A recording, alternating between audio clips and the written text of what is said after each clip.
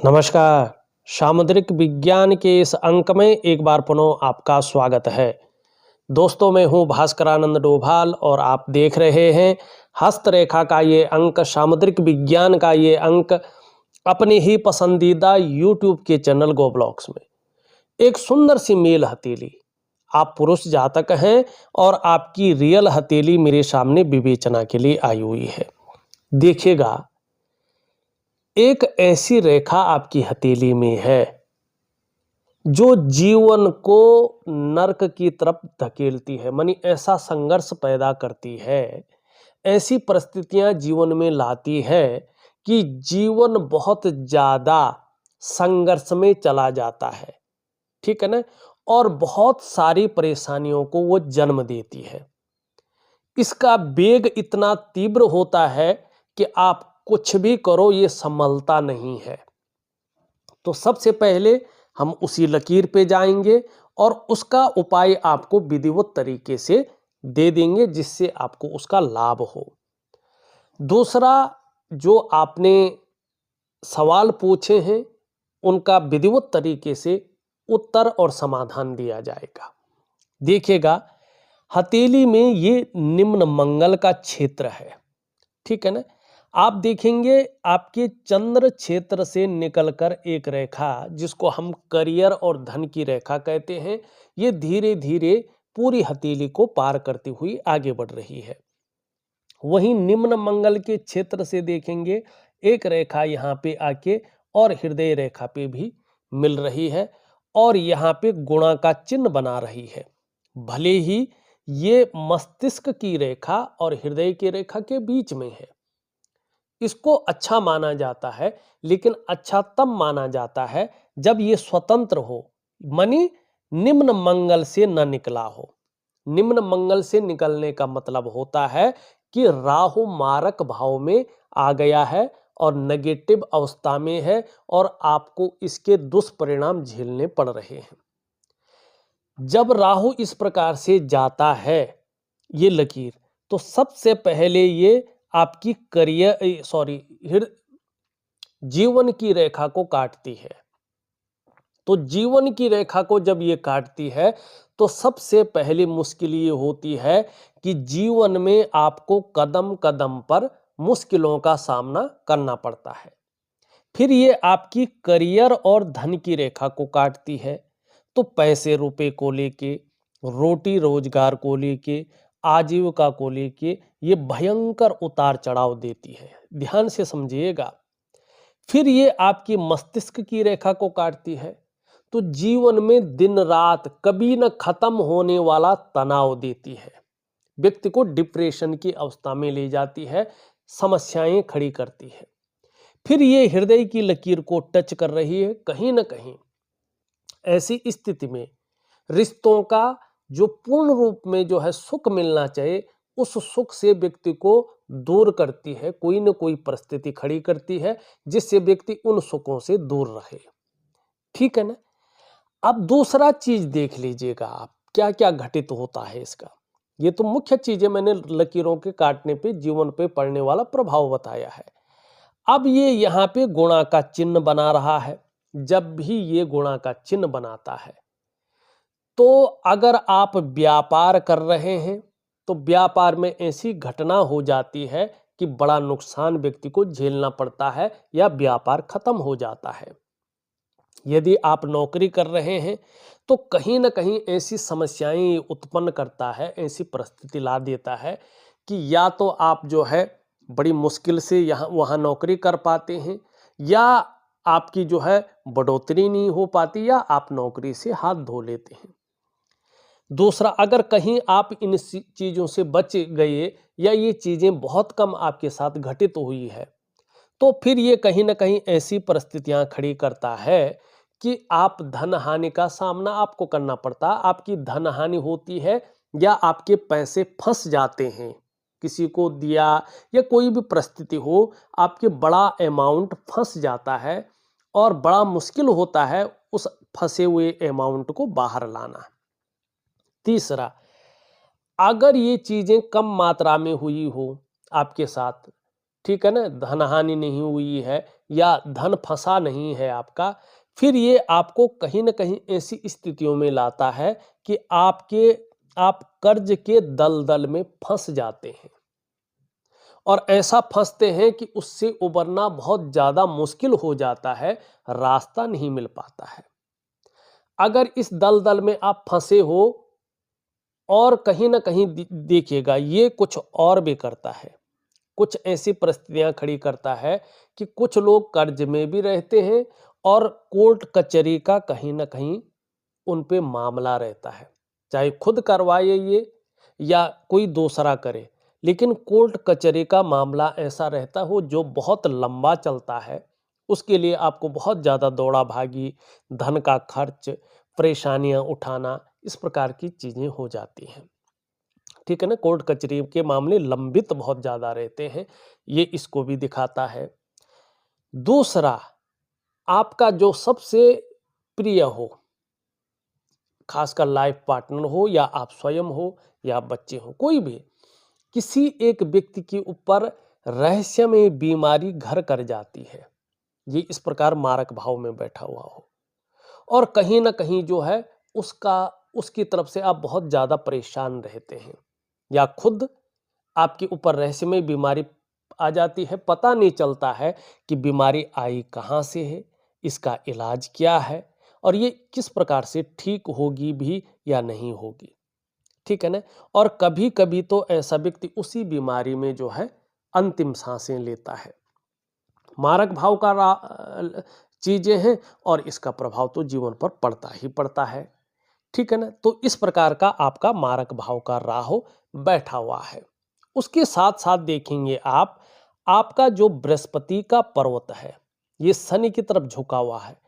जब भी बृहस्पति पर्वत शनि की तरफ झुकता है तो परिवार को लेके व्यक्ति के जीवन में चिंताएं आती हैं, परिस्थितियां सामने आ जाती हैं और कभी कभी दाम्पत्य जीवन को लेके बड़ी परेशानियां सामने आ जाती हैं और ये बहुत ज़्यादा साधारण भाव में आ गया है, इसके साथ बहुत जो है कमज़ोर भाव में है।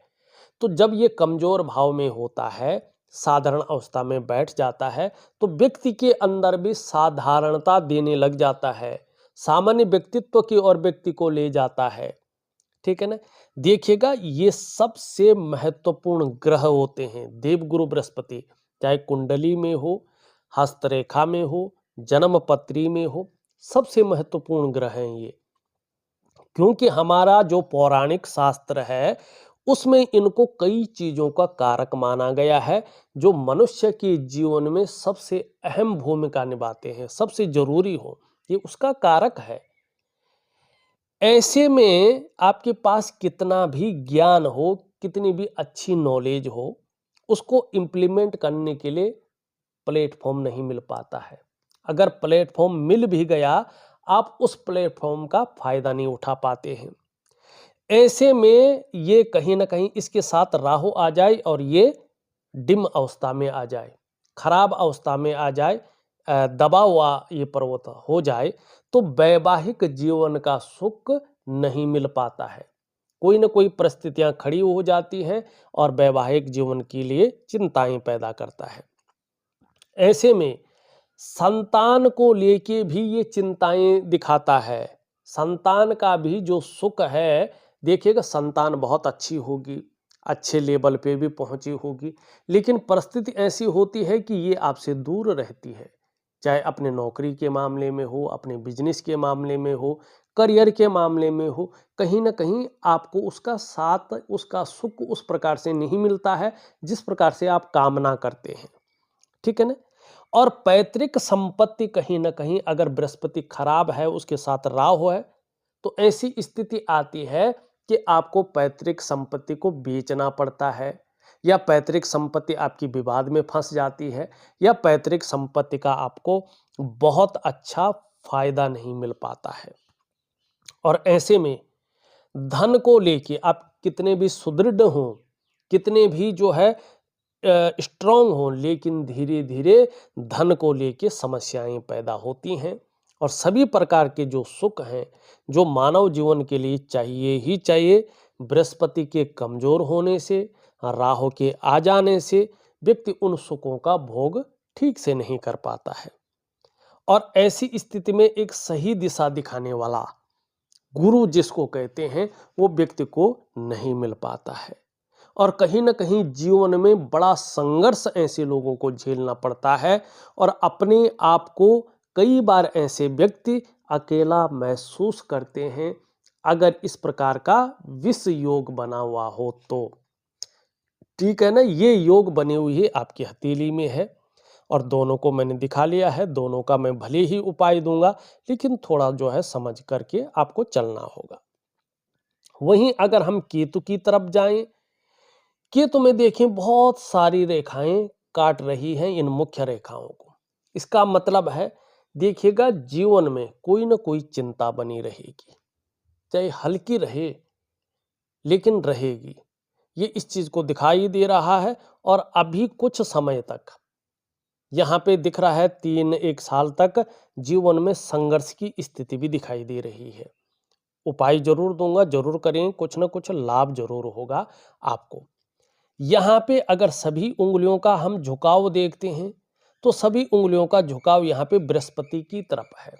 इसका मतलब है आपके विचारों में हमेशा स्वतंत्रता पाई जाएगी और अपनी ही बातों को मनवाने की इच्छा भी रहेगी क्योंकि सारे बृहस्पति से प्रभावित हो रहे हैं नेचुरल तरीके से और एक सुखद जीवन जीने की चाह बनी रहेगी और सुखद जीवन जीने के लिए प्रयत्नशील व्यक्तित्व भी रहेगा। ये आपकी हथेली कह रही है। अब यहाँ पे अगर हम देखते हैं तो देखिएगा सबसे पहला प्रश्न आपने पूछा है कृषि को बेचना क्या ठीक रहेगा। देखिएगा अगर जीवन में कर्जे की स्थिति बहुत ज्यादा है, ध्यान से सुनिएगा, तो बेचने के योग बन रहे हैं आपकी पूरी तरह से। ठीक है ना, पैतृक संपत्ति और कृषि बेचने के योग बन रहे हैं। बहुत बड़े कोर्ट कचहरी के मामले हों, बहुत बड़ा कर्जा वगैरह है तो पूरा ना बेचें, कुछ अपने पास जरूर रखें। ठीक है ना, और कुछ हिस्सा इसको बेच सकते हैं आप, जिससे आपका कर्जा कम हो और जो है चीजों में राहत मिले। तो अगर बेचना है तो बेच दीजिएगा लेकिन समझ बूझ के बेचिएगा क्योंकि इसका फायदा उस प्रकार से होना थोड़ा मुश्किल दिखाई दे रहा है। और पूरा ना बेचें, ठीक है ना, इस प्रकार की चीजें अपने पास कुछ ना कुछ रखें। हाँ, बेचना जरूर है क्योंकि कर्जे से बाहर निकलना है, चीजों से उबरना है, ये चीजें दिखाई दे रही है। आप लिख रहे हैं भविष्य में जन्म स्थान से दूर रहकर शहर में होटल व्यवसाय जुड़ने में क्या भविष्य है। देखिएगा यहाँ पे ये आपका जो है जीवन की लकीर है और इस लकीर से एक रेखा इस प्रकार से जा रही है। ये तो निश्चित तौर पे है कि जन्म स्थान से दूर ही आप तरक्की कर पाएंगे। जन्म स्थान में रहकर अब तरक्की नहीं दिखाई दे रही है और जन्म स्थान से दूर ही आप अपने मकान वगैरह, अपने रहने का ठिकाना बना पाएंगे और एक कसक जीवन के अंतिम क्षण तक रहेगी। अपने जन्म स्थान में प्रॉपर तरीके से लौटने की वो नहीं दिखाई दे रहा है। ठीक है ना, ये स्पष्ट तरीके से है। लेकिन जैसे जैसे उम्र बढ़ेगी, धर्म में, अध्यात्म में आपकी रुचि बढ़ेगी, यात्राओं का अच्छा लाभ आपको मिलेगा। विशेषकर संतान सुख आपको जीवन में जन्म स्थान से बाहर ही है, जन्म स्थान में नहीं है। तो जन्म स्थान से बाहर संतान सुख बहुत अच्छा है और जन्म स्थान से बाहर तरक्की भी बहुत बड़ी है। अब होटल व्यवसाय का देखें तो इसको चंद्रमा प्रभावित करता है। आपका चंद्रमा एकदम स्पष्ट नहीं है। फायदा तो होगा ये होटल इंडस्ट्री से, फूड बिजनेस से, एक्सपोर्ट इंपोर्ट से फायदा बहुत अच्छा है, लेकिन जिस प्रकार का फायदा आप सोच रहे हैं उस प्रकार का फायदा, उस प्रकार का भविष्य अभी नहीं दिखाई दे रहा है। आपको भगवान शिव की आराधना करनी है। निश्चित रूप से चंद्रमा को और मजबूत कीजिएगा। निश्चित ही होटल व्यवसाय से जुड़ने में आपका भविष्य बहुत अच्छा रहेगा। आप लिख रहे हैं पत्नी का स्वास्थ्य अभी बहुत अच्छा नहीं है, साथ कब तक रहेगा। वो तो बता ही रहा है, आपका बृहस्पति और राहु यहाँ पे जो है ठीक होने की उम्मीद को जीरो कर रहा है। यहाँ पे आप ये देखिएगा, ये ढैया में बैठा हुआ है, ठीक है ना। आपको इन 2.5 वर्षों में पता चल जाएगा कि 7 कब तक है, ठीक है ना। स्पष्ट ये नहीं बताता है कि इस उम्र तक 7 है, लेकिन ढैया में बैठा हुआ है, तो 2.5 वर्षों में आपको 2.5 वर्षों तक बड़ा केयर करके चलना चाहिए उनका। इससे आपको पता चल जाएगा कि वास्तव में कब तक आपका 7 है, ठीक है ना। बृहस्पति बहुत खराब है, नीच अवस्था में बैठा रखा है और राहु मारक अवस्था में है, नुकसान करने की स्थिति में दिखाई दे रहा है।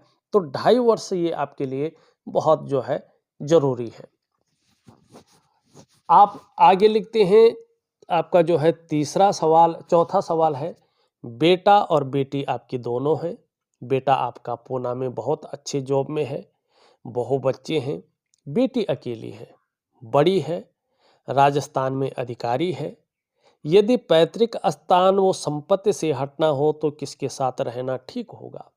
देखिएगा, आप दोनों में से एक चूज कर सकते हैं, या कभी कभी जो है किसी के साथ, कभी किसी के साथ जा सकते हैं। लेकिन मैं यही कहूँगा, आपकी हथेली को देख के, इस स्थान को देख के, कि परमानेंट रूप में अगर रहना है तो बेटे के साथ रहें, लेकिन बेटे का साथ भी ना छोड़ें। उसके साथ जाएं, कभी वहाँ भी रहें, और उसके साथ भी जो है आप जो है अपना व्यवहार बहुत सुंदर रखें, तो उसका भी आपको जबरदस्त सुख मिलेगा। 5वां आप लिखते हैं, राजनीतिक पार्टी नवंबर के विधानसभा चुनाव में असेंबली का सीट लड़ने को कह रही है। क्या स्वीकार करना सुखद होगा? मेरे परिवार ने यहाँ लोकसभा, राज्यसभा और किसी खास प्रदेश का आपने नाम लिखा है, उस प्रदेश में मंत्रिमंडल सभी जगह सफल भागीदारी रखी है। क्या वापसी राजनीति में जाना उचित होगा? ये आपका सवाल है। देखिएगा, राजनीति के लिए हथेली में 4 ग्रहों का पुष्ट और सुंदर होना बहुत जरूरी होता है।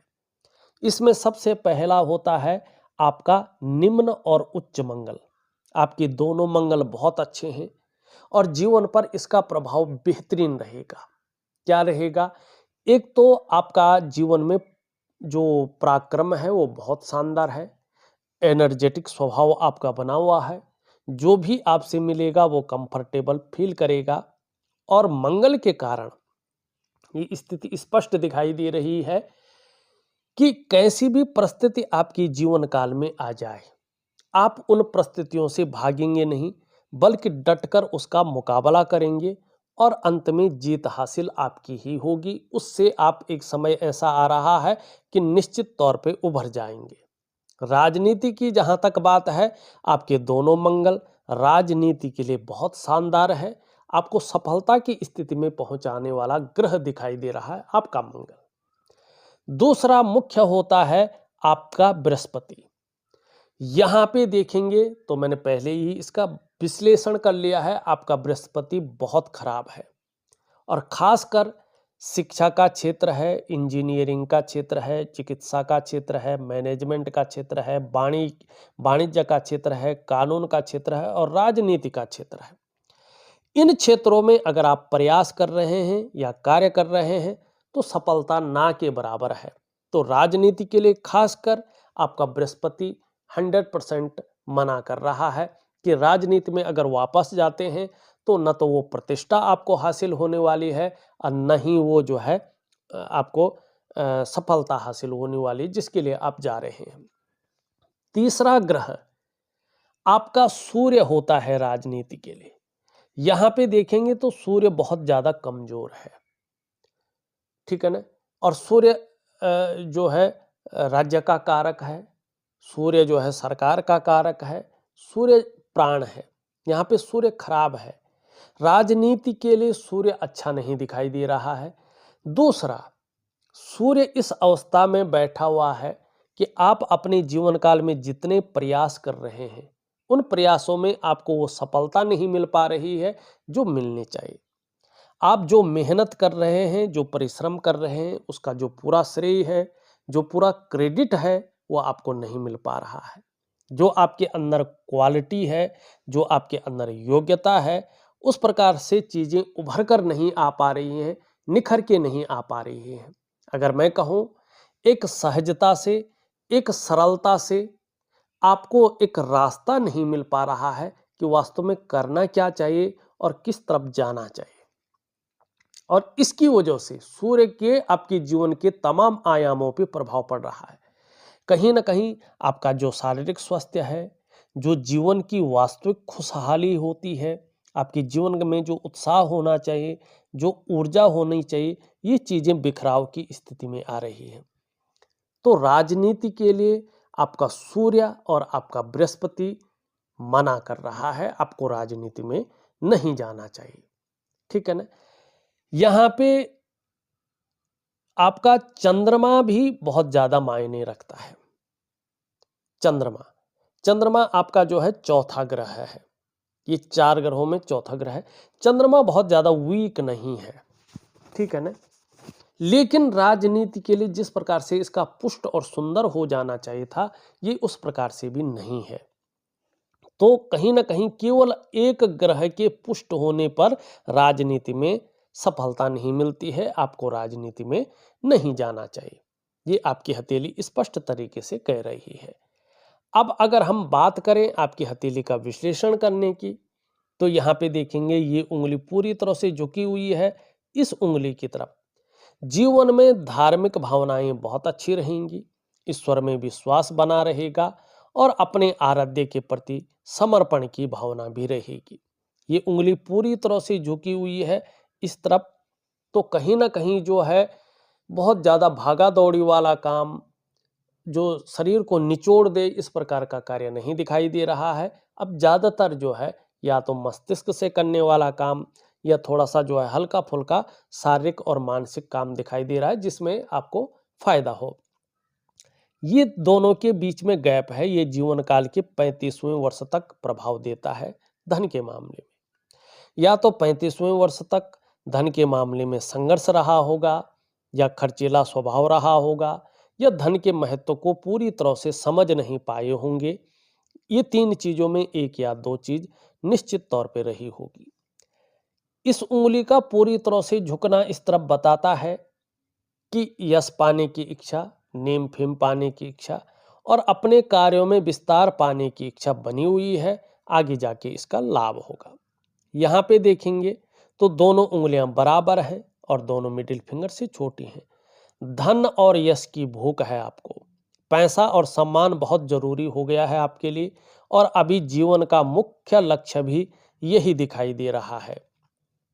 इनके बीच में गैप भी दिख रहा है। जीवन में कुंडली में जब जब आपके शनि 7.5 में होंगे, ढैया में होंगे या बकरी अवस्था में होंगे, तब तब इसका प्रभाव गहरा और लंबा जरूर पड़ेगा। अब कितना पड़ेगा ये डिपेंड करता है कि आपके कर्माज किस प्रकार के हैं।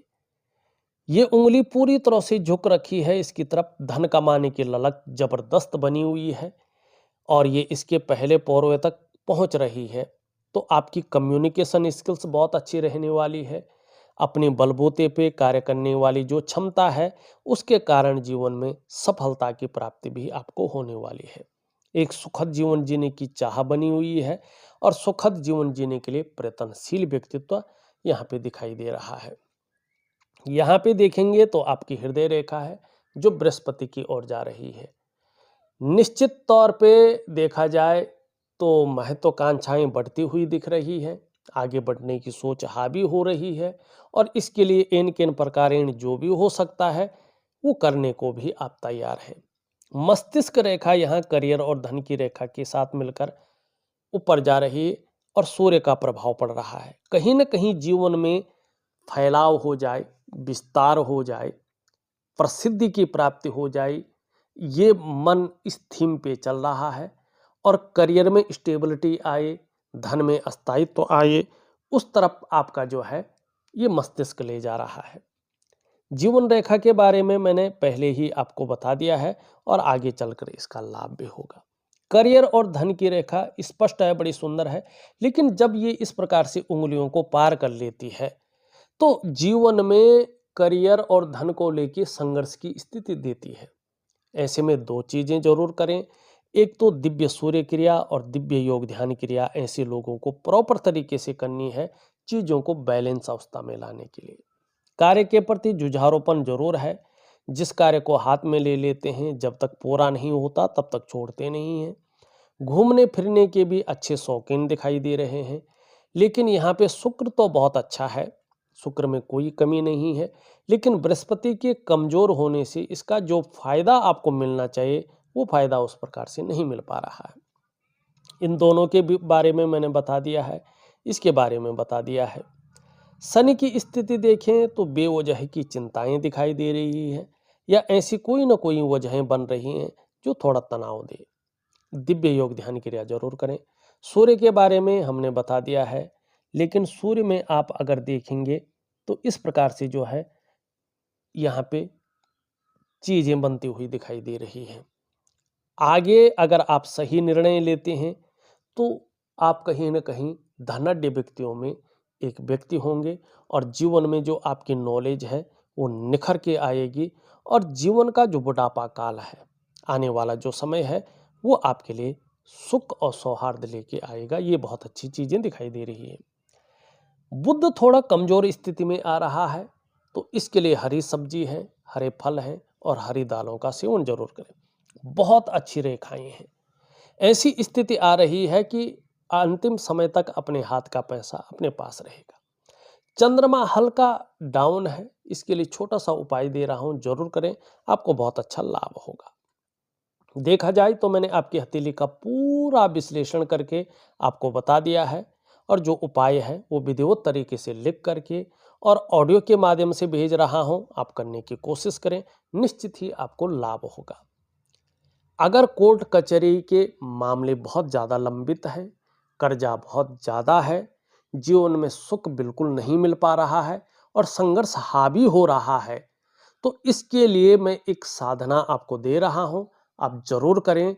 निश्चित तौर पे आपको बहुत बड़ा लाभ होगा, लेकिन उसको केयरफुली करें, तभी उसका फायदा होगा। इस वीडियो में बस इतना ही। एक नई वीडियो के साथ पुनः उपस्थित होऊंगा। तब तक के लिए नमस्कार।